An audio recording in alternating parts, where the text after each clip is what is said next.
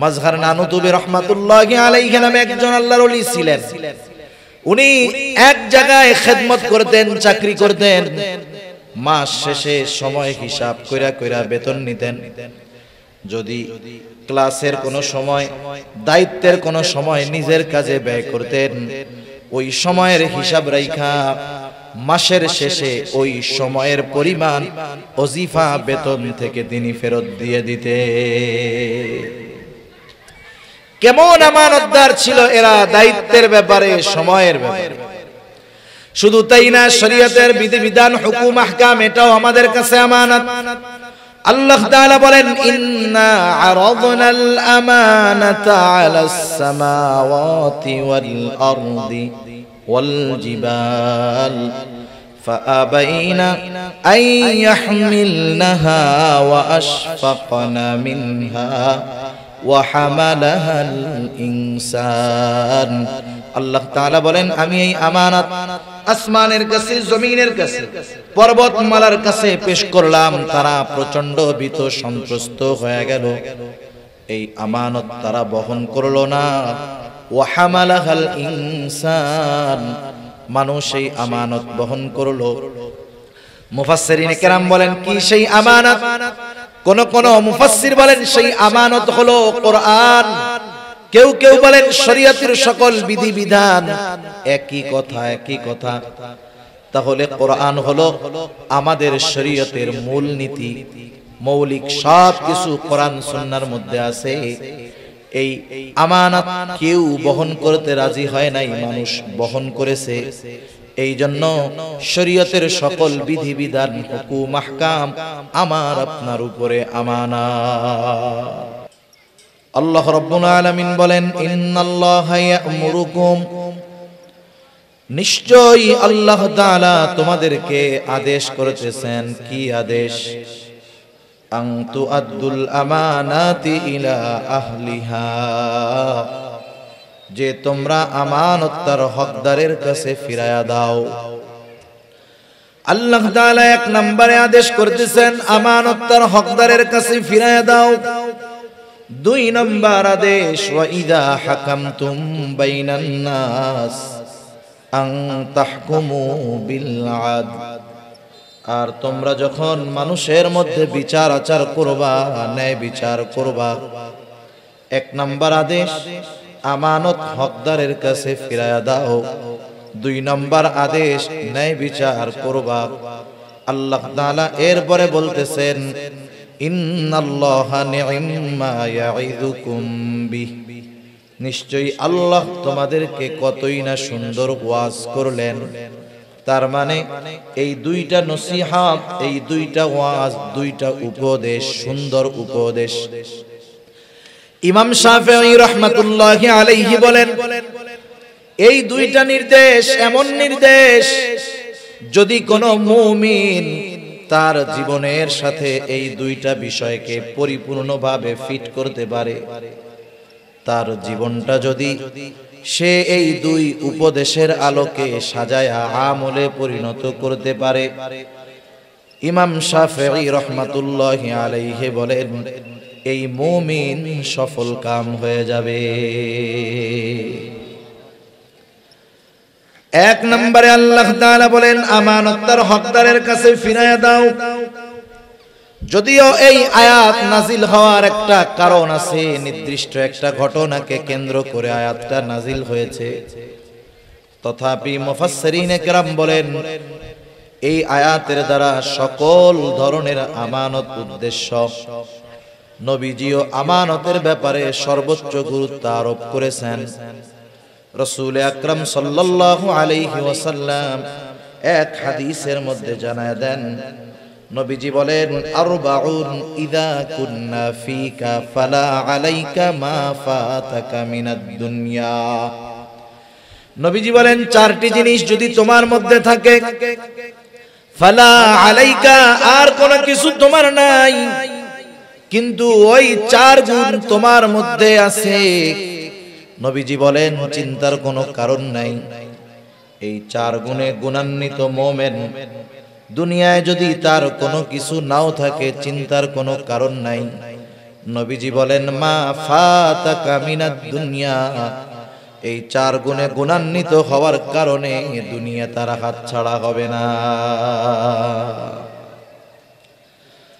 4 গুণের কথা বর্ণনা করতে গিয়ে নবীজি 1 নম্বরে বলেন হিফযু আমানাতিন, আমানতের হেফাজত করা। আমানতের হেফাজত করা এটা গুরুত্বপূর্ণ একটা বিষয়। কিছু কর্ম আছে, কিছু আমল আছে যেটা শুধুই আমল, এটার সাথে ঈমান সম্পৃক্ত নয়। আমল করলে সওয়াব, না করলে অসুবিধা নেই।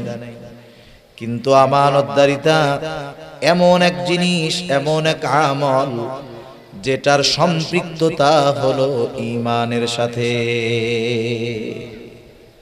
রক্তের মধ্যে পানি আছে, জানেন তো কি আছে? পানি। পানি।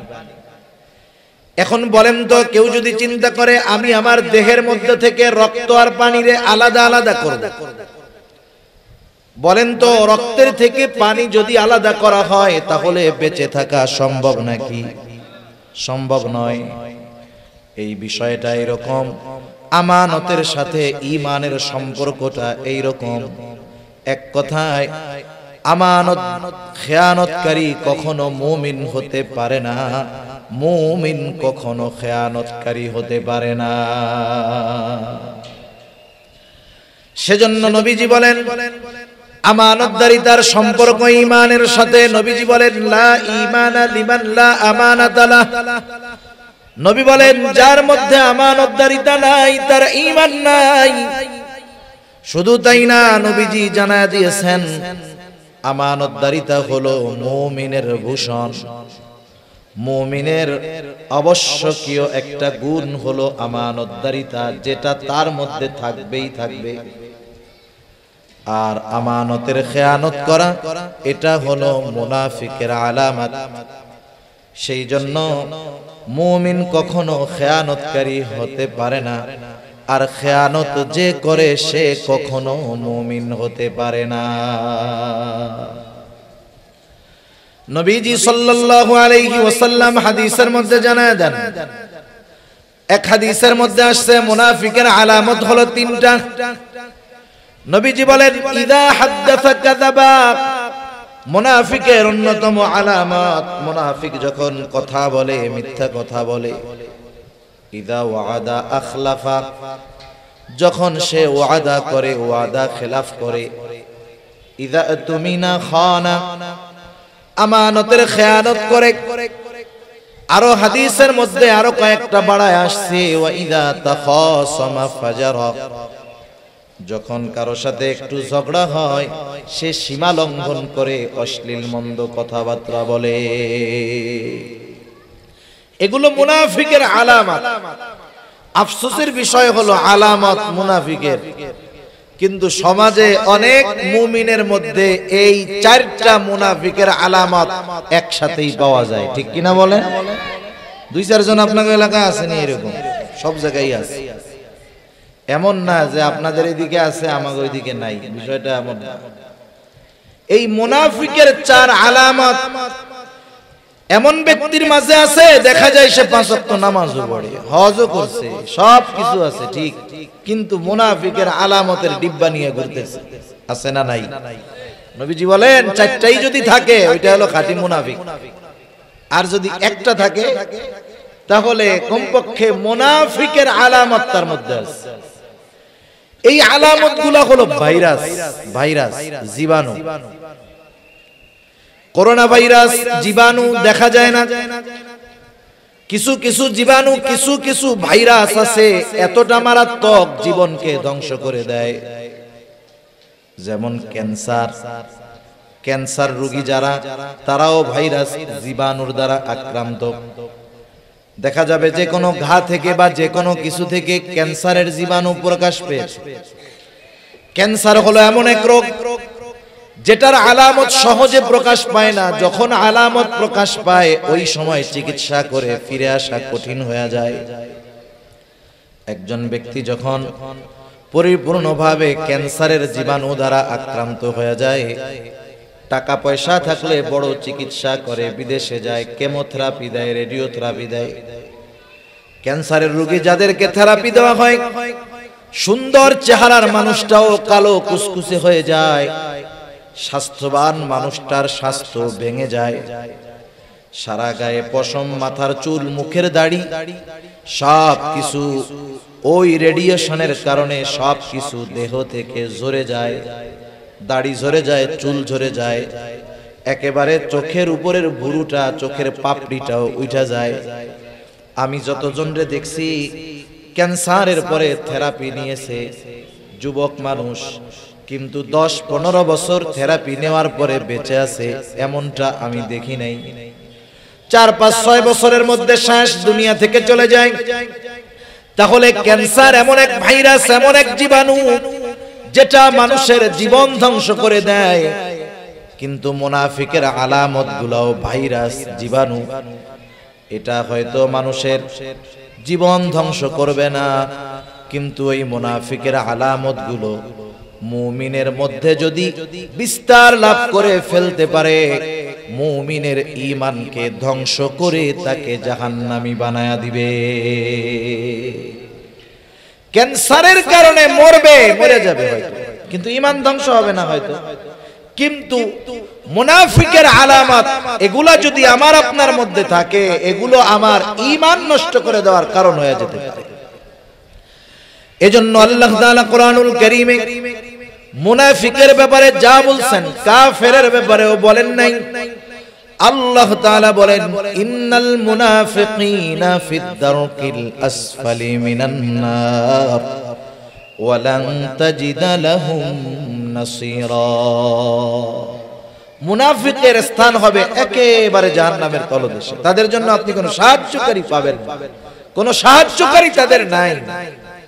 সেজন্য নবী আমাদেরকে মুনাফিকের আলামতগুলো জানায় দিয়েছেন। নবীজি মুনাফিকের আলামতগুলোর মধ্যে অন্যতম একটা আলামত, ইযা তুমিনা খানা, আমানতের খেয়ানত করা।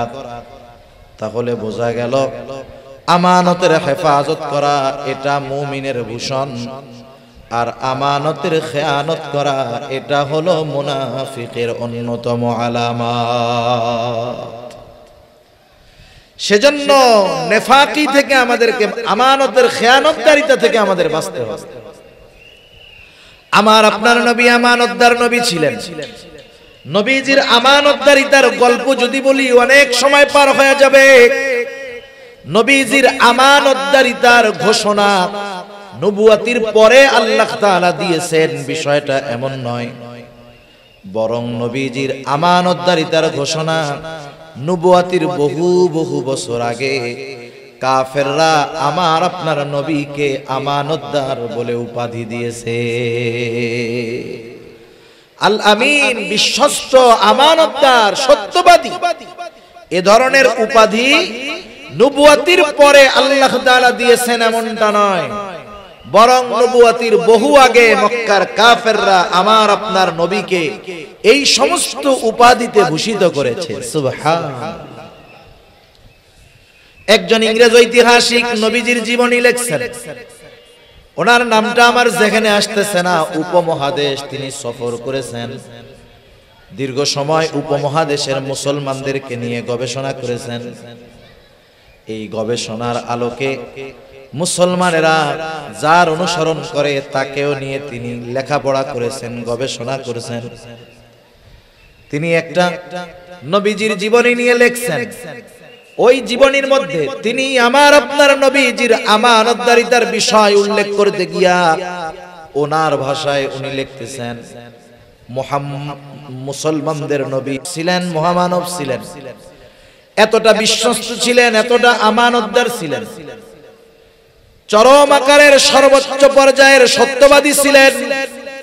তার আমানতদারিতা এমন ছিল যে তার ঘোর দুশমন, তার শত্রু নির্বিঘ্নে নিশ্চিন্ত মনে তার সবচেয়ে দামি সম্পদটাও নিশ্চিন্ত মনে মুহাম্মাদের কাছে আমানত রাখত। দুশমন বন্ধু না, দুশমন। শুধু তাই না, আরেকজন ঐতিহাসিক লিখতেছেন যে মুহাম্মদ সাল্লাল্লাহু আলাইহি ওয়াসাল্লাম তার আমানতদারিতা এমন ছিল, একজন মানুষ তার সম্পদ নিজের কাছে যত নিরাপদ মনে করত, তার চাইতে বেশি নিরাপদ নবীজির কাছে রাখা মনে করত। এই জন্যই মক্কার মানুষেরা মুহাম্মাদের সাথে মতবিরোধ শত্রুতা থাকার পরেও মক্কার মানুষেরা তাদের দামি দামি বস্তুগুলা মুহাম্মাদের কাছে তার হেফাজতে তথা তার কাছে আমানত রাখত। কেমন আমানতদার নবী ছিলেন, সেই আমানতদার নবীর উম্মত আমরা, আমাদের আমানতদারিতার অবস্থা যাচ্ছে তাই একেবারে। আমাদেরকেও আমানতদার হওয়ার দরকার। রাসূল আকরাম সাল্লাল্লাহু আলাইহি ওয়াসাল্লাম সেই জন্য আমানতদারিতার বিষয়গুলো আমাদেরকে সুস্পষ্ট করে দিয়ে গেছেন।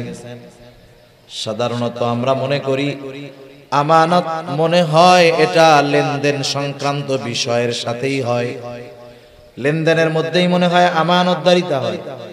কেউ আমার কাছে কোনো সম্পদ আমানত রাখলো, যথাসময়ে আমি তার সম্পদটাকে ফিরিয়ে দিলাম, আমি মনে করি আমি বড় আমানতদার। মানুষেরাও মনে করে হুজুর বড় আমানতদার। আমানতদারিতাকে নির্দিষ্ট একটা সীমার মধ্যে আমরা সীমাবদ্ধ করে ফেলছি, কিন্তু বাস্তবতা হলো আমানতদারিতা এটা ব্যাপক একটা জিনিস। এক কথায় একটা মানুষের জীবনের পদে পদে প্রতিটা কদমে কদমে আমানত রয়েছে, কিন্তু এইটারে আমরা শুধু লেনদেনের মধ্যে সীমাবদ্ধ করে ফেলছি। সেজন্য আমানতদারিতার ব্যাপারে জানার দরকার। এক নাম্বার বিষয়, আমানতদারিতা হয় লেনদেনের মধ্যে। লেনদেন সংক্রান্ত আমানতদারিতার বিষয়ে কম বেশি আমাদের ধারণা আছে, এরপরেও একটু বলার দরকার। একটা হলো আমাদের কাছে সাধারণভাবে কারো কাছে কিছু জমা রাখা, আর একটা হলো আমানত রাখা। আমানতদারিতার মাসালা একরকম, আর সাধারণভাবে জমা রাখার মাসালাটা আর একরকম।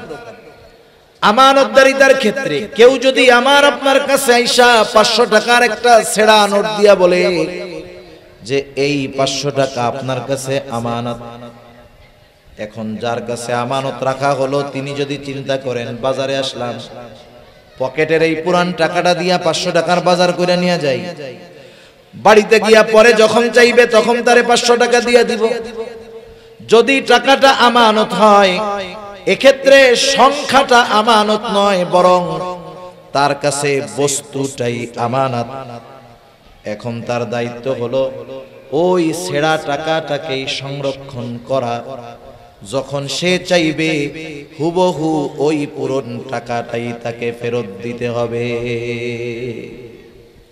আর যদি জমা রাখে যে আপনি রাখেন আমারে বলে 500 টাকা দিলে হবে, এক্ষেত্রে সে ব্যবহার করতে পারে। সেজন্য আমানত যখন কেউ রাখবে, যেটা রাখবে ওইটারই সংরক্ষণ করতে হবে। জামানতের টাকা হারায় গেলে এক মাসলা, আমানতের টাকা হারায় গেলে আর এক মাসালা। সেই মাসালা থাক, বলার দরকার নাই, এমনি আমরা সুযোগ খুঁজি, বুঝেন নাই? এমনি তো সুযোগ তালাশ করি। এরপরে দেখা যাবে একজন আমানত রাখছে, ইচ্ছা করে হারায় ফেললাম। মাসালা হলো আমানতের বস্তু যার কাছে আমানত রাখা হয়েছে অনিচ্ছাকৃতভাবে যদি হারায়া যায়, চুরি হয়ে যায়, যার কাছে আমানত রাখা হয়েছে তাকে ধরা যাবে না। এখন যদি এই মাসালার দিকে যান, অনেকে ব্যাংকে আমানত রাখে না, আরে রাখে না, অনেকে কত এনজিও গজায় উঠে আমানত রাখে। এখন ওই আমানত ওরা নিজেরা ভক্ষণ করে কয় আমানত তো সব শেষ। এই সুযোগ বাঙালি ভালো বুঝতে পারবে। সেজন্য সব কথা বাঙালির কাছে ক্লিয়ার করা উচিত না, আমার যেটা মনে হয়। তা যাই হয়, এক নম্বরে আমানতদারিতা হলো লেনদেন আদান প্রদানের মধ্যে। সম্পদ আমার কাছে কেউ পায়, জমিন পায়, এটা আমানত। তার হকদারের কাছে ফিরাইয়া দেওয়া এটা আমার দায়িত্ব। আমার কাছে যদি কারো আমানত থাকে, কারো হক থাকে, সেটা আমানত হোক আর সাধারণ হক হোক, ফিরাইয়া দেওয়াটা আমার দায়িত্ব। আদেশ আল্লাহ তাআলা আমাকে দিয়েছেন, যে কোনো ক্ষেত্রে এটা হতে পারে। মনে করেন দোকানদারের কাছ থেকে দোকান থেকে বাকি আনা হয়, বাকি আনেন। দোকানদারকে 500 টাকার বাজার নিয়ে বললেন লেখা রাখো, পরে আইসা দিয়া দিব। দোকানে ভিড়, দোকানদারের লিখতে মনে নাই। 2 দিন পরে আপনি গেছেন, যাওয়ার পরে বলতেছেন বাকি খাতাটা খুলো তো দেখি, কিছু টাকা মনে হয় বাকি আছে। দোকানদার লিখতে ভুলে গেছে, বাকি খাতা খুলে দেখে আপনার নামে কিছু লেখা নাই, কিন্তু আপনি শিওর যে 500 টাকা পায়। আমাদের দেশের মানুষ তখন ফাঁক ফকর খুঁজবে, যেহেতু খাতায় কিছু লেখা নাই, আমার কাছেও কিছু পাওনা নাই। আরে মিয়া, হয়তো ভুল করেছে দোকানদার, কিন্তু আল্লাহ তাআলার নির্দেশ, সে ভুইলা গেছে, যাক, তার মনে না থাক, কোনো অসুবিধা নাই। তোমার দায়িত্ব হলো তোমার কাছে যে পাওনা আছে, এই পাওনাটা তুমি নিজ দায়িত্বে ফিরাইয়া দিবা। সেটা আমানত হোক আর সাধারণ কোন লেনদেন হোক, এই বিষয়টার দায়িত্ব আমার আপনার উপর। আল্লাহ তাআলা আমাকে আপনাকে লেনদেনের ক্ষেত্রে স্বচ্ছ হওয়ার তৌফিক দান করুন।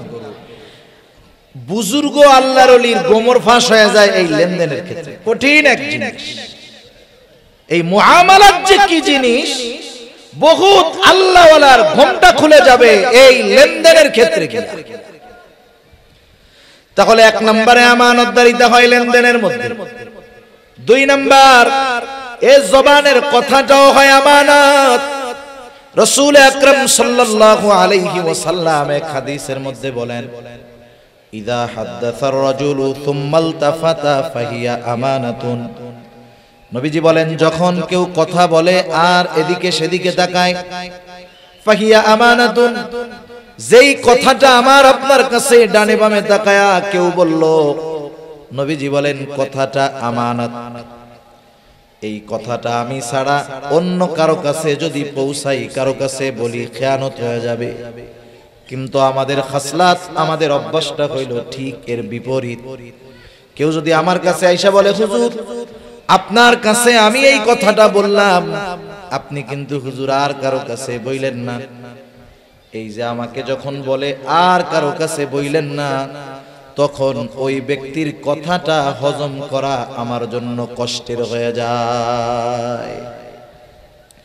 এমন অবস্থা হয় আরেকজনের কাছে না বলা পর্যন্ত আমার আর ভালো লাগে না, মনে হয় যে পেটের মধ্যে খালি কথাটা কামড়াইতেছে আর ডিসুম ডিসুম করতেছে।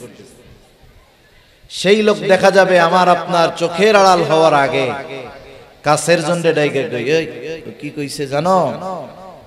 বলে না, বলে আমারে খুব বিশ্বাস করে, খুব গোপন একটা কথা আমার কাছে বলছে, কাউরে বলতে মানা করছে। আমি তোরে বললাম, তুই কিন্তু কাউরে কইস না। আমি যারে বললাম যে আমি শুধু তোকে বললাম, তুমি কাউকে বইলো না, ও তো এই আমলটুক তো কমপক্ষে করবে নাকি? ও এবার আরেকজনকে বলবে, দেখ হুজুর কি মিথ্যা কথা বলে? না না, হুজুরকে আমাকে খুব বিশ্বাস করে, আমার কাছে এই কথাটা বলছে অমুকের ব্যাপারে, আমি তোমাকে বললাম, তুমি কাউরে কইও না। দেখা যাবে এরপরে সকাল বেলার কথা দুপুর হওয়ার আগে আগে 100 জনের কাছে পৌঁছায় গেছে। যে যাকে কথাটা বলে, বলার পরে বলে, আমি তোমারে কইলাম, তুমি কাউরে কইও না, কিন্তু কথা পৌঁছায় গেছে 100 জনের কাছে। আমি বলছিলাম একজনের কাছে, পৌঁছায় গেছে 100 জনের কাছে।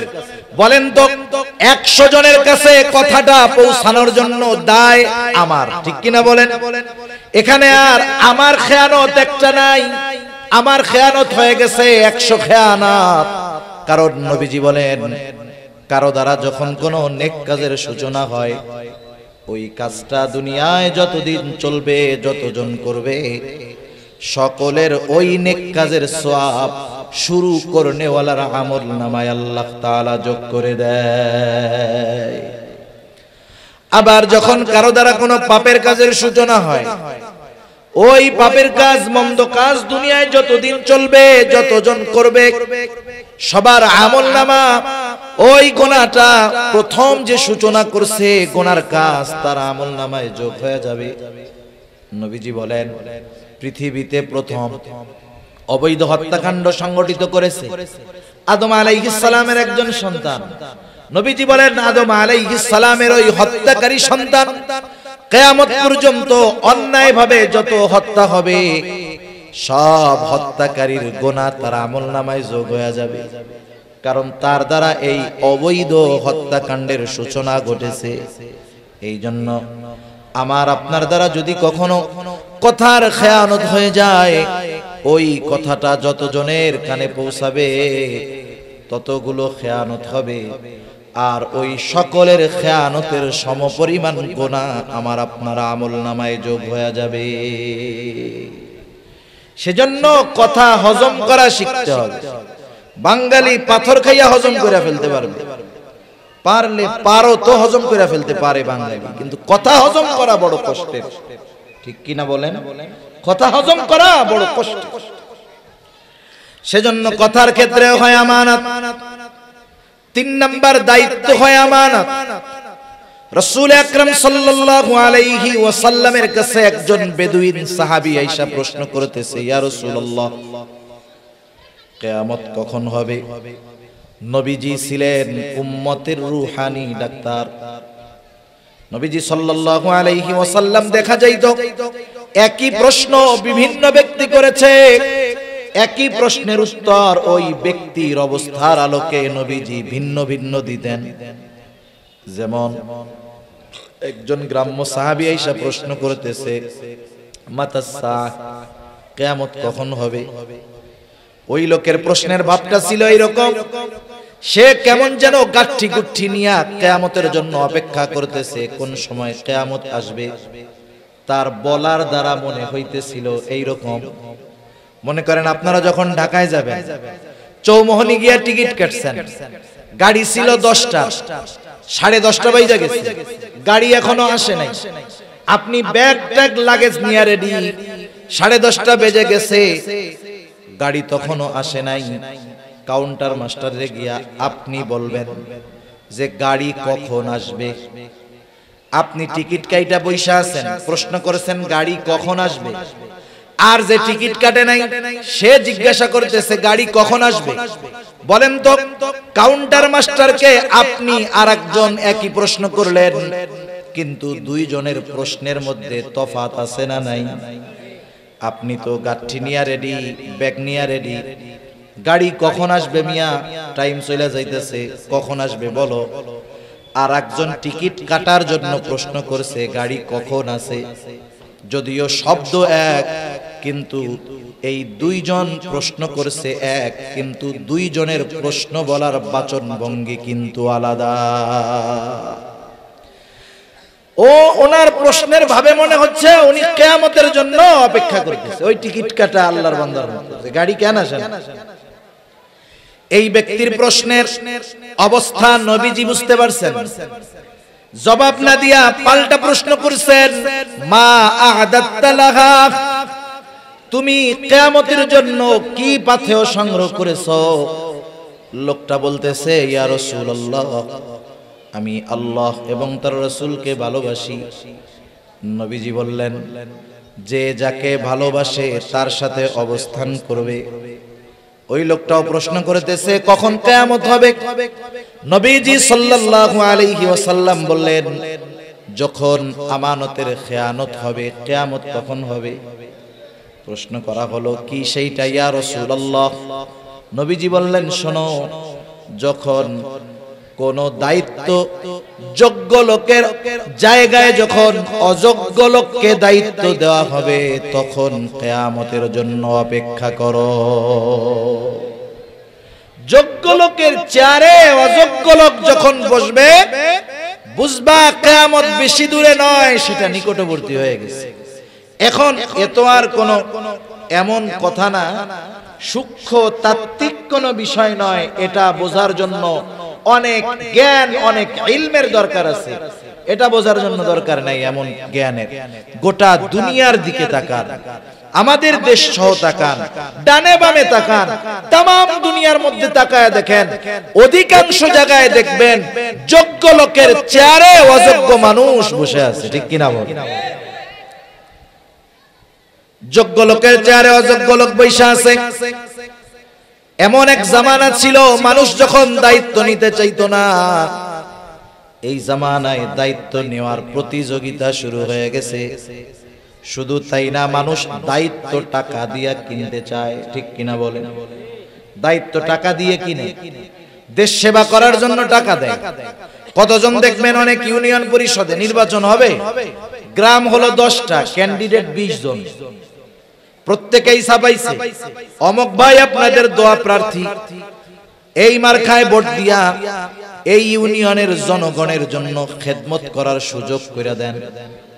দেখা গেল নমিনেশন আনতে, নির্বাচনে জয়ী হতে 5 কোটি টাকা খরচ করে ফেলছে। ওই বেটার যদি আসলেও মানুষের খেদমত করার ইচ্ছা থাকতো, চেয়ারম্যান হওয়া লাগতো না, 5 কোটি টাকা দিয়া সে মানুষের খেদমত করতে পারত।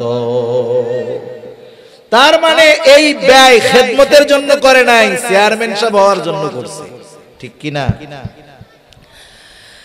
আগের জামানার মানুষ দায়িত্ব নিতে চাইতো না, এখন দায়িত্ব নেওয়ার জন্য প্রতিযোগিতা করে।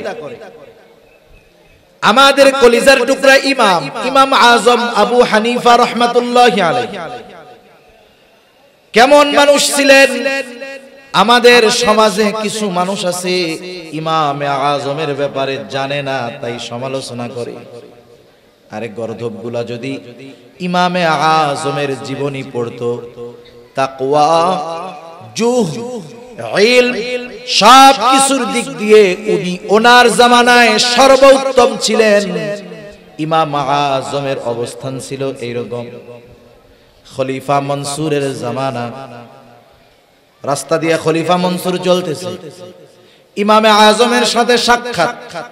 খলিফা মনসুর ইমাম আজম আবু হানিফা রাহমাতুল্লাহি আলাইহিকে প্রস্তাব দিল, ইমাম আপনি প্রধান বিচারকের দায়িত্ব গ্রহণ করেন, আপনি চিফ জাস্টিসের দায়িত্ব গ্রহণ করেন, প্রধান বিচারপতির দায়িত্ব গ্রহণ করেন। খলিফা অফার দিয়েছে। ইমাম আবু হানিফা সাথে সাথে বললেন, খলিফা আমি এই দায়িত্ব গ্রহণ করতে পারবো না।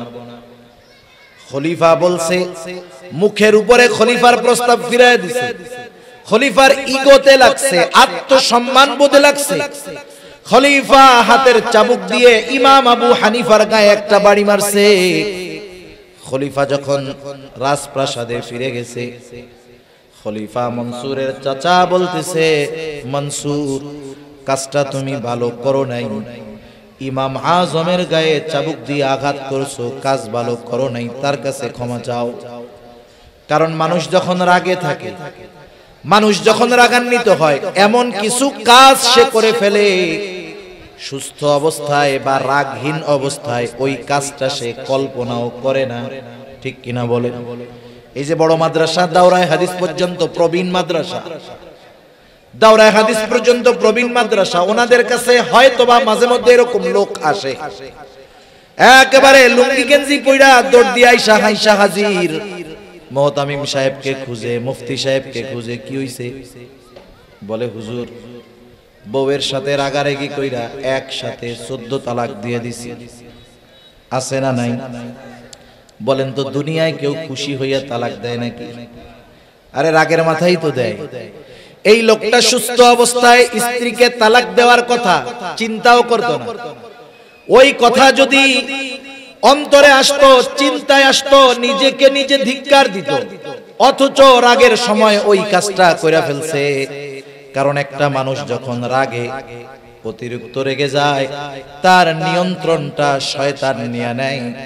ওই সময় শয়তান তাকে দিয়ে এমন কিছু কাজ করায় যে রাগহীন অবস্থায় সেটা সে কল্পনাও করতে পারে না। ওই সময় তো রাগে চাবুক দিয়া বাড়ি মেরে দিছে, এখন নিজে একটু অনুতপ্ত হইতেছে, আরে কাজটা করা ঠিক হয় নাই। কিন্তু উনি তো খলিফা, ইমাম আবু হানিফার কাছে গিয়ে মাপ চাইবে, এটাও তো লজ্জা লাগতেছে।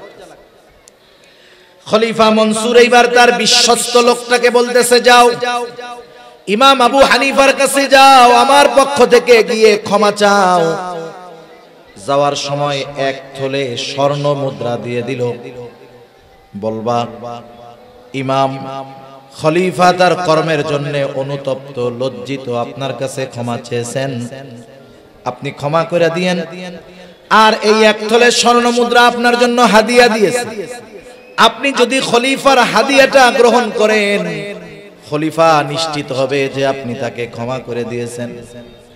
এইবার ওই লোকটা ইমাম আবু হানিফার কাছে গেল, গিয়ে বলতেছে, ইমাম, খলিফা আপনার সাথে যে আচরণ করেছে এর জন্য তিনি লজ্জিত, ক্ষমা প্রার্থী।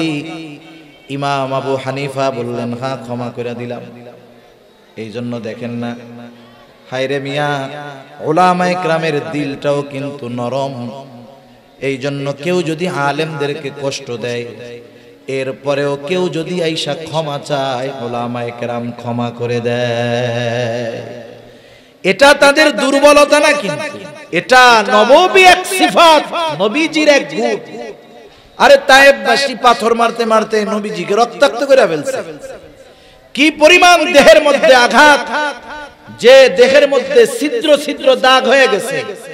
আয়েশা সিদ্দিকা রাদিয়াল্লাহু তাআলা আনহা দেখে বলতেছে, ইয়া রাসূলুল্লাহ সাল্লাল্লাহু আলাইহি ওয়াসাল্লাম, আপনার কি কখনো বসন্ত হয়েছিল নাকি? এটা কিসের দাগ? নবীজি বলতেছেন, এটা হলো তায়েববাসী না বুঝা আমাকে যে পাথর মারছে, সেই পাথরের আঘাতের দাগ। নবীজিকে যখন রক্তাক্ত করে ফেলছে তায়েববাসী, রক্ত জামা ভিজে গেছে, রক্ত বেবে জুতার মধ্যে ঢুকে গেছে, এত পরিমাণ রক্ত দেহ থেকে বাহির হয়েছে। রক্ত শুকায়া পায়ের সাথে নবীজির জুতা আটকে গেছে। নবীজি যখন ক্লান্ত দেহ নিয়া তায়েফের এক আঙ্গুর বাগানের পাশে বিশ্রাম নিচ্ছেন, আল্লাহ তাআলা জিবরাইল আমিনকে পাঠিয়ে দিয়েছেন, সাথে আরেকজন ফেরেশতা পাহাড়ের দায়িত্বে নিয়োজিত। ওই ফেরেশতা আয়েশা বলতেছে, ইয়া রাসূলুল্লাহ, আল্লাহ তাআলা আমাকে আপনার আদেশ পালনের জন্য পাঠিয়েছেন। এই কওম আপনার সাথে কেমন আচরণ করেছে আল্লাহ তাআলা দেখেছেন। আপনি যদি আদেশ করেন, দুই পাহাড় মিশিয়ে তায়েববাসীকে পিষিয়ে দেওয়া হবে, নিশ্চিহ্ন করে দেওয়া হবে। এখানে যে একটা জনবসতি ছিল, জনপদ ছিল, একেবারে নিশ্চিহ্ন করে দেওয়া হবে। হায়রে, নবীজি কি বললেন? নবীজি তাদের উপরে সামান্য গুসা হন নাই, এমনটাও বলেন নাই হালকা একটু দিয়া সতর্ক করে দাও, এমনটা বলেন নাই। বরং নবীজি আরাম করতেছিলেন, উঠা বৈশা গেলেন। ওই ফেরেশতার কথার জবাবে নবীজি বলতেছেন, বাল আরজু আন ইয়াখরুজাল্লাহু মিন আসলাবিহিম মান ইয়াবুদুল্লাহা ওয়াহদাহু ওয়া লা ইউশরিকু বিহি শাইআ। তুমি তো বলতেছো দুই পাহাড় মিশাইয়া নিশ্চিহ্ন করে দিবা, আর আমি তো এদের ব্যাপারে আল্লাহ তাআলার কাছে আশা পোষণ করি যে আল্লাহ তাআলা এদের মধ্য থেকে এমন এক প্রজন্ম বের করবে যারা এক আল্লাহর ইবাদত করবে, কারো সাথে শিরিক করবে না। সুবহানাল্লাহ। এটা উলামায়ে কেরামের এক নববী সিফাত। এজন্য আলেম আহলে হক উলামায়ে কেরামের সাথে বেয়াদবি করলে ওই সব মাফ চাইলে মাফ করে দেয়, এটা দুর্বলতা না। ইমাম আবু হানিফা বললেন, মাফ করে দিছি, অসুবিধা নাই। কিন্তু খলিফা তো বলে দিছে হাদিয়া দিবা, হাদিয়া গ্রহণ করলে নিশ্চিত হব যে উনি ক্ষমা করেছেন। লোকটা বলতেছে, এই যে এক থলে স্বর্ণ মুদ্রা আপনার জন্য খলিফা হাদিয়া দিয়েছে, গ্রহণ করেন। ইমাম আবু হানিফা বললেন, মাফ করে দিয়েছি, হাদিয়া গ্রহণ করা যাবে না। বললেন, খলিফা বলছে আপনি নিজে রাখেন, নাইলে উনি বিশ্বাস করবে না যে ক্ষমা করছেন। আপনি রাইখা দেন, আপনার ব্যয় করা লাগবে না, আপনি অন্য কাউকে দিয়ে দিয়েন। ইমাম আবু হানিফা বলতেছে, তোমার কাছ থেকে রাখার পর আমি খরচ করলাম নাকি অন্য কাউকে দিয়ে দিলাম, এটা তো বিষয় নয়, বরং তোমার খলিফা মনে করবে আমার পাঠানো হাদিয়া ইমাম আজম গ্রহণ করেছে, সুতরাং এটা রাখাই যাবে। সে আরো জোর জবরদস্তি করতেছে, রাখেন না। ওই লোকটাও তো বিরক্ত হয়ে যাইতেছে অনুরোধ করতে করতে। এইবার ইমাম আবু হানিফা রাহমাতুল্লাহি আলাইহি বলতেছেন, বলেন তো কাউরে চুরি করে আয়না হাদিয়া দেওয়া জায়েজ আছে নাকি? হ্যাঁ, দুর্নীতি কইরা টাকা আইনা আরেকজনরে হাদিয়া দেওয়া জায়েজ হবে নাকি? বলেন তো, আমার আপনার কাছে যদি ব্যাগ ভর্তি টাকা কেউ আইনা দেয়, আমি আপনি যদি জানতে পারি টাকাটা অন্য কারো, আমার আপনার জন্য এই হাদিয়া গ্রহণ করা বৈধ হবে নাকি? তাহলে দেওয়াও বৈধ হবে না, নেওয়াটাও বৈধ হবে না। ইমাম আজম এবার বলতেছে হাদিয়া তো দিতে হবে নিজের টাকা থেকে। বলতেছে তোমার খলিফা যে হাদিয়া পাঠাইছে, এই হাদিয়া পাইলো কোথায়? বলতেছে কোথায় পাবে? বাইতুল মাল থেকে দিছে। এইবার ইমাম আবু হানিফা আরো কঠোর হয়ে গেলেন। একটু চিন্তা করে দেখেন, জামানার মুজাদ্দিদ যারা, ইমাম যারা, এদের সামান্য সিদ্ধান্ত এটা পরবর্তী প্রজন্মের জন্য দলিল হয়ে যায়। দলিল, আমি ঘটনা বলতে গেলে অন্যদিকে চলে যাবে। আজকে যদি ওই দিন ইমাম আবু হানিফা এরপরে হাদিয়া গ্রহণ করত, যে বাইতুল মালের সম্পদ খলিফা হাদিয়া দিয়েছে, এটা যদি গ্রহণ করত, তাদের জন্য যদি বাজেট থাকতো ভিন্ন কথা, কিন্তু সাধারণভাবে যদি ইমাম আবু হানিফাকে দেওয়া হতো, জানার পরেও যদি ইমামে আজম আবু হানিফা ওই হাদিয়াটা গ্রহণ করতেন, খলিফার বাইতুল মাল থেকে দেওয়া হাদিয়া গ্রহণ করতেন, আজকে তাইলে গোটা দুনিয়ার মধ্যে দেখা যাইত উলামায়ে কেরাম রাষ্ট্রীয় কোষাগারের হাদিয়া গ্রহণের ক্ষেত্রে ইমাম আজমের ওই ঘটনাটাকে দলিল বানায়া নিত। বলতো কি, ইমাম আবু হানিফারে হাদিয়া দিছে না, জায়েজ না থাকলে উনি গ্রহণ করছে, এবার আমাকেও দিলে আমরাও জম্মের আকারে নিব। ইমাম আবু হানিফা এবার আর একটু কঠোর হয়ে গেলেন। বলতেছে শোনো, তুমি তোমার এই হাদিয়া খলিফাকে ফেরত দিবা, সাথে সাথে বলবা রাষ্ট্রীয় বাইতুল মাল থেকে তার জন্য নির্ধারিত একটা সম্মানী আছে, এই সম্মানীর বাইরে একটা মোহরও ব্যক্তিগত কাজে ব্যবহারের সুযোগ নাই। লোকটা একটু রাগ হয়ে গেছে। এইবার ওই মোহর ফেরত নিয়া খলিফা মনসুরের কাছে গিয়া বলতেছে, মনসুর, ইমাম আবু হানিফা এরকম এরকম বলছে। তিলরে আর একটু তাল বানায় নিছে। ইমাম আবু হানিফার এই কথাগুলো শুনা খলিফা মনসুর এবার চূড়ান্ত রাগান্বিত হয়ে গেছেন। ফোর্স পাঠায় দিছে, যাও ইমাম আবু হানিফাকে জেলখানায় আটকাও। ইমাম আবু হানিফাকে জেলখানায় আটকানো হলো। অত্যাচার জুলুমের স্টিম রোলার চলতেছে। ঐতিহাসিকদের থেকে দুইটা মত। খলিফার জুলুম অত্যাচার সহ্য করলেন, কারণটা কি? ইমাম আবু হানিফা বললেন, শোনো, আমি যেই দায়িত্ব নেই নাই, কিয়ামতের দিন এই দায়িত্বের ব্যাপারে আমাকে জিজ্ঞাসা করা হবে না, কিন্তু যদি আমি প্রধান বিচারকের দায়িত্ব নিতাম, প্রধান কাজীর দায়িত্ব যদি নিতাম, ওইটা তো আমার কাছে আমানত হয়ে যাইত। কিয়ামতের দিন আমার দায়িত্বের ব্যাপারে আল্লাহ তাআলা জিজ্ঞাসা করত। যদি কখনো এই দায়িত্ব পালন করতে গিয়ে ত্রুটি বিচ্যুতি হয়ে যাইত, কিয়ামতের দিন আল্লাহর সামনে আমাকে খেয়ানতের ঋণ বোঝা নিয়ে আল্লাহর দরবারে দাঁড়ানো লাগতো। এই জন্য আমার উপরে এত জুলুম করার পরেও প্রধান বিচারকের দায়িত্ব আমি গ্রহণ করি না। আর আমরা তো দায়িত্ব নেওয়ার প্রতিযোগিতা করি। তিনি এটা জানতেন। আবু দাউদের হাদিস, রাসূল আকরাম সাল্লাল্লাহু আলাইহি ওয়াসাল্লাম বলেন, আমাদের মধ্যে কাউকে যদি কোনো দায়িত্ব দেওয়া হয়, সরকারি দায়িত্ব হোক আর বেসরকারি দায়িত্ব হোক, নবীজি বলেন, কেউ যদি ওই দায়িত্বের সুচ পরিমাণ খেয়ানত করে, সুচ পরিমাণ, নবীজি বলেন কিয়ামতের দিন ওই লোকটা খেয়ানতের বোঝা নিয়ে আল্লাহর সামনে উপস্থিত হবে। সেজন্য প্রত্যেকের জায়গা থেকে খেয়াল করা দরকার যে দায়িত্বটা তো আমানত। আমাকে যেই দায়িত্ব দেওয়া হয়েছে, সেই দায়িত্ব যদি যথাযথভাবে পালন না করি, আর ওই দায়িত্বের বিপরীতে যেই ওজিফা, যেই বেতন আমার জন্য আছে, আমি যদি সেটা পরিপূর্ণরূপে গ্রহণ করি, তাহলেও আমাকে খেয়ানতকারীদের তালিকায় অন্তর্ভুক্ত হতে হবে। ছোট বড় সকল ধরনের দায়িত্ব আমানত। আল্লাহ তাআলা আমাদের বুঝবার তৌফিক দান করুন, সবাই বলি আমিন। দায়িত্বের সময় যেই সময়টা থাকে, দায়িত্বের টাইম, ওই টাইমটাও আমানত।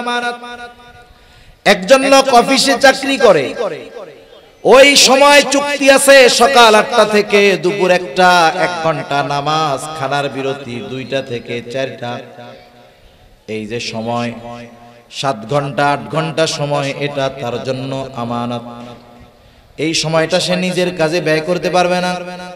শুধু তাই না, যে অফিসে চাকরি করে অনেক সময় অফিসের মোবাইল থাকে, খাতা থাকে, কলম থাকে, এটাও কিন্তু আমানত। ব্যক্তিগত কাজে ব্যবহার করা যাবে না, সময়টা নিজের কাজে ব্যয় করা যাবে না। মাজহার নানুতুবি রহমাতুল্লাহি আলাইহি নামে একজন আল্লাহর ওলি ছিলেন। উনি এক জায়গায় খেদমত করতেন, চাকরি করতেন, মাস শেষে সময় হিসাব কইরা কইরা বেতন নিতেন। যদি ক্লাসের কোনো সময়, দায়িত্বের কোনো সময় নিজের কাজে ব্যয় করতেন, ওই সময়ের হিসাব রাইখা মাসের শেষে ওই সময়ের পরিমাণ ওজিফা বেতন থেকে তিনি ফেরত দিয়ে দিতে। কেমন আমানতদার ছিল এরা দায়িত্বের ব্যাপারে, সময়ের ব্যাপারে। শুধু তাই না, শরীয়তের বিধিবিধান, হুকুম, আহকাম, এটাও আমাদের কাছে আমানত। আল্লাহ তাআলা বলেন, ইন্না আরাদনাল আমানাতা আলাস সামাওয়াতি ওয়াল আরদি ওয়াল জিবাল ফাআবাইনা আন ইয়াহমিলনাহা ওয়া আশফাকনা মিনহা ওয়া হামালাহাল ইনসান। আল্লাহ তাআলা বলেন, আমি এই আমানত আসমানের কাছে, জমিনের কাছে, পর্বতমালার কাছে পেশ করলাম। তারা প্রচন্ড ভীত সন্ত্রস্ত হয়ে গেল। এই আমানত তারা বহন করলো না। ওয়া হামালাহাল ইনসান, মানুষ এই আমানত বহন করলো। মুফাসসিরিনে কেরাম বলেন, কি সেই আমানত? কোন কোন মুফাসসির বলেন সেই আমানত হলো কোরআন। কেউ কেউ বলেন শরীয়তের সকল বিধিবিধান। একই কথা, একই কথা। তাহলে কোরআন হলো আমাদের শরীয়তের মূল নীতি, মৌলিক সব কিছু কোরআন সুন্নাহর মধ্যে আছে। এই আমানত কেউ বহন করতে রাজি হয় নাই, মানুষ বহন করেছে। এই জন্য শরীয়তের সকল বিধিবিধান, হুকুম, আহকাম আমার আপনার উপরে আমানত। সেজন্য আল্লাহ তাআলার যত আদেশ আছে আমানত, যত নিষেধ আছে আমানত। আদেশ কেউ যদি অমান্য করে, তাহলে আদেশ অমান্য করলে গুনাহ হবে, সাথে সাথে খেয়ানতকারী হতে হবে। নিষেধ যে বিষয়গুলো আল্লাহ তাআলা করেছেন, ওই নিষিদ্ধ কর্মগুলো কেউ যদি করে, তাহলে তার তো গুনাহ হবে, সাথে সাথে ওই যে নিষেধটা ছিল এটা আমানত, অমান্য করার কারণে খেয়ানত হবে। এজন্য শরীয়তের সকল বিধিবিধান, হুকুম, আহকামগুলো আমানতদারিতার সাথে পালন করার দরকার। শুধু তাই না, আমাদের সন্তান সন্ততি আমাদের কাছে আমানত, আমাদের অধীনস্থ যারা আছে আমানত। কারণ কিয়ামতের দিন আল্লাহ তাআলা তাদের ব্যাপারে আমাদেরকে জিজ্ঞাসা করবে। নবীজি বলেন, কুল্লুকুম রাঈন ওয়া কুল্লুকুম মাসউলুনা আন রাইয়াতিহি। আমরা প্রত্যেকেই দায়িত্বশীল, প্রত্যেককে তার দায়িত্বের ব্যাপারে জিজ্ঞাসাবাদ করা হবে, অধীনস্থদের ব্যাপারে জিজ্ঞাসা করা হবে। কারণ আল্লাহ তাআলা কোরআনুল কারীমের মধ্যে বলেন, ইয়া আইয়ুহাল্লাযীনা আমানু কু আনফুসাকুম ওয়া আহলিকুম নারা। আল্লাহ তাআলা বলেন, হে ঈমানদারেরা, নিজে জাহান্নাম থেকে বাঁচো, অধীনস্থদেরকেও জাহান্নামের আগুন থেকে বাঁচাও।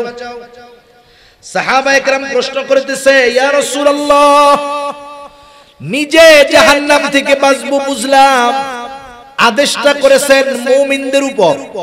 ইয়া আইয়ুহাল্লাযীনা আমানু, হে ঈমানদারেরা, নিজে জাহান্নাম থেকে বাঁচো। ঈমান তো আনছো, কেমনে জাহান্নাম থেকে বাঁচবা? সাহাবায়ে কেরাম বলতেছে, ইয়া রাসূলুল্লাহ, নিজে জাহান্নাম থেকে বাঁচবো বুঝলাম, নেকের কাজ করব, গুনার কাজ থেকে বাঁচবো, কিন্তু অধীনস্থদের জাহান্নামের আগুন থেকে কেমনে বাঁচাবো? কারণ দুনিয়ার কেউ কাউকে জাহান্নামের আগুন থেকে বাঁচাতে পারে না। দুনিয়ার কোন নবী রাসূল তার মুহাব্বতের লোকদের জাহান্নাম থেকে বাঁচাতে পারবে না। কিন্তু আফসোসের বিষয় হলো, আমাগো দেশের কিছু বাবা তার মুরিদদের জাহান্নাম থেকে বাঁচানোর টেন্ডার নিয়ে নিছে। আছে না এরকম? বাবার কাছে মুরিদ হও, টেনশন নাই, কবরে গেলে মুনকার নাকিরের আগে বাপ যাই হাজির হবে।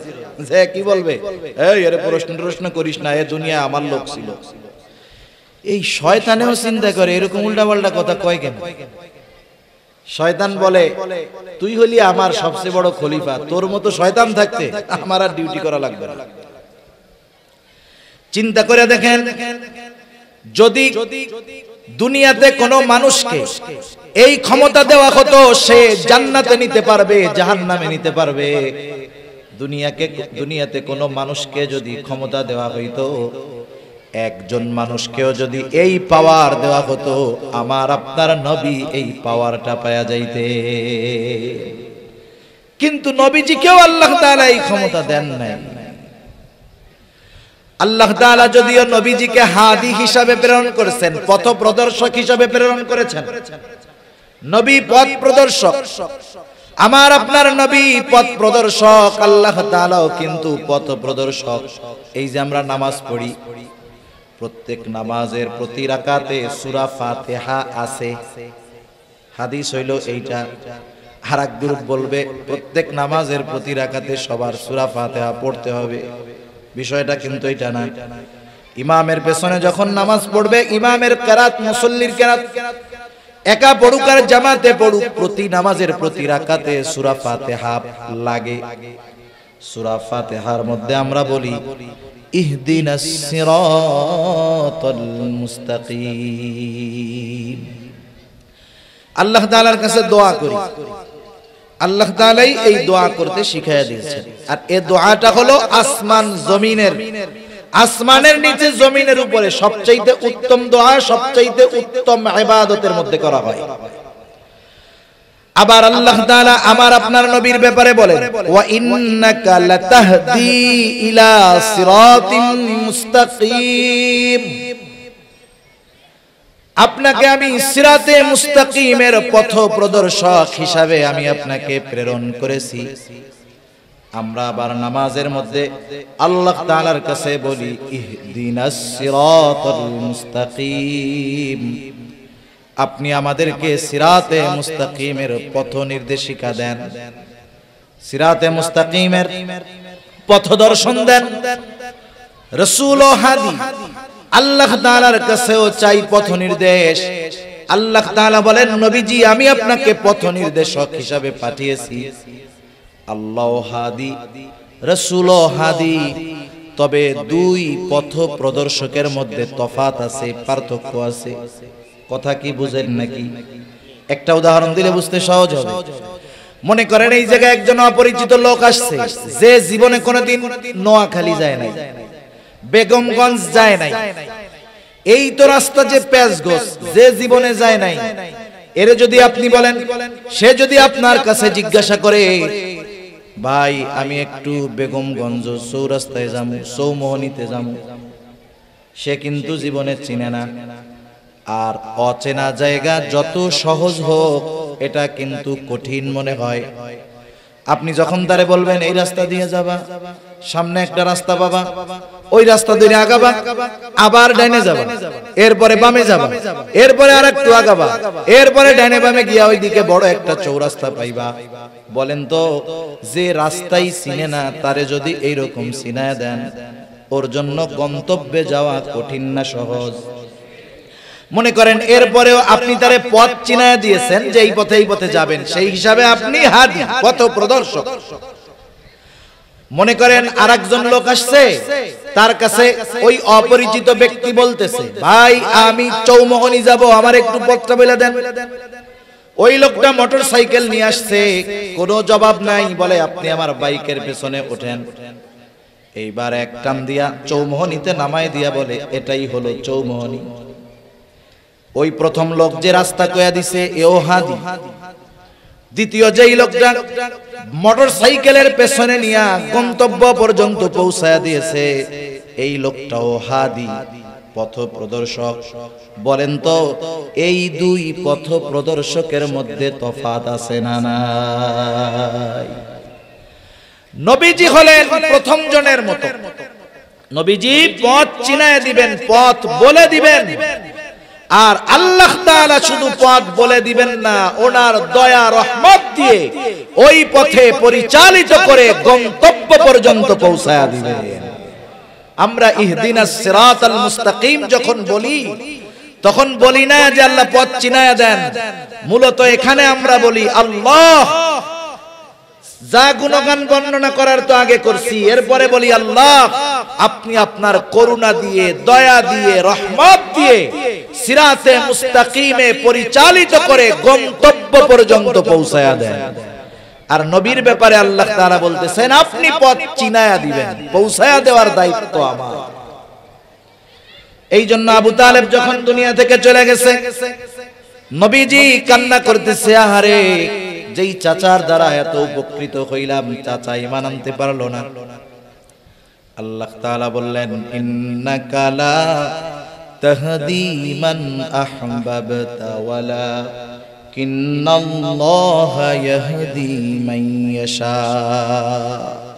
আপনি যাকে ভালোবাসেন, যাকে চান, তাকে আপনি হেদায়েত দিতে পারবেন, বরং আমি যাকে চাই তাকে হেদায়েত দিই। সুবহানাল্লাহ।